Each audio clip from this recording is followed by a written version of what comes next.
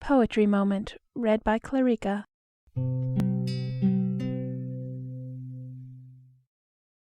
Thoughts in a Garden by Andrew Marvell.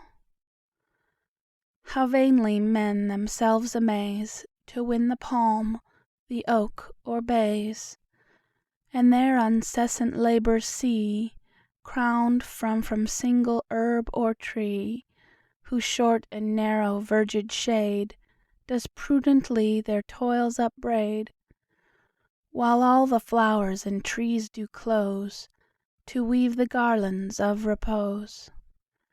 Fair Quiet, have I found thee here, And Innocence, thy sister dear. Mistaken long I thought you then, In busy companies of men.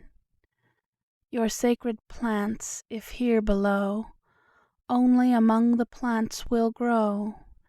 Society is all but rude To this delicious solitude.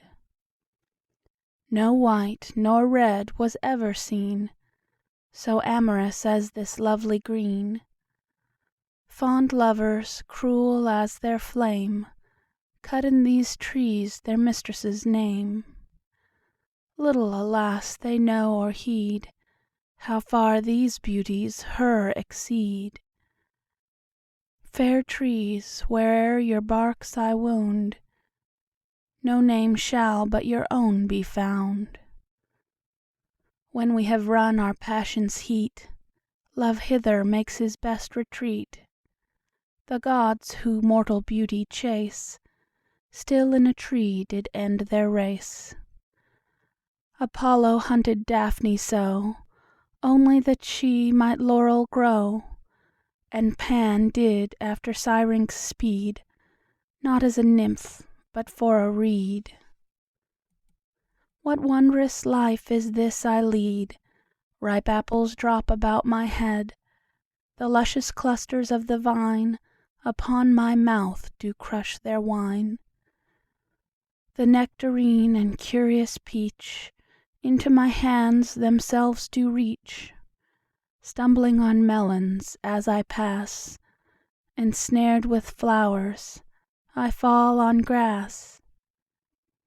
Meanwhile the mind from pleasure less Withdraws into its happiness.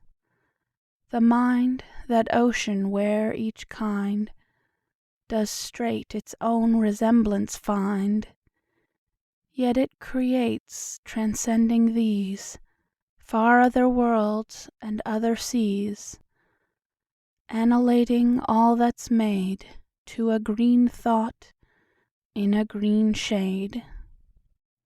Here at the fountain's sliding foot, Or at some fruit tree's mossy root, Casting the body's vest aside, My soul into the boughs does glide.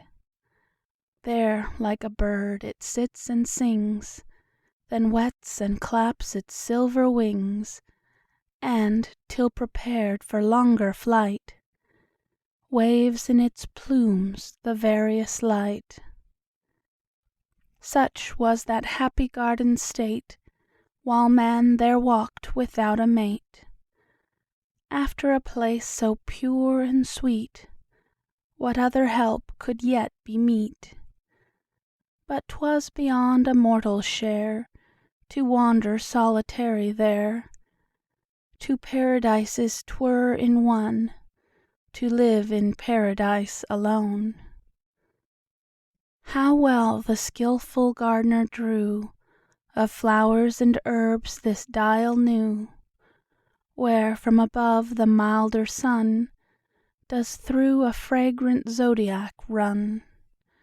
And, as it works, th' industrious bee Computes its time as well as we. How could such sweet and wholesome hours Be reckoned but with herbs and flowers?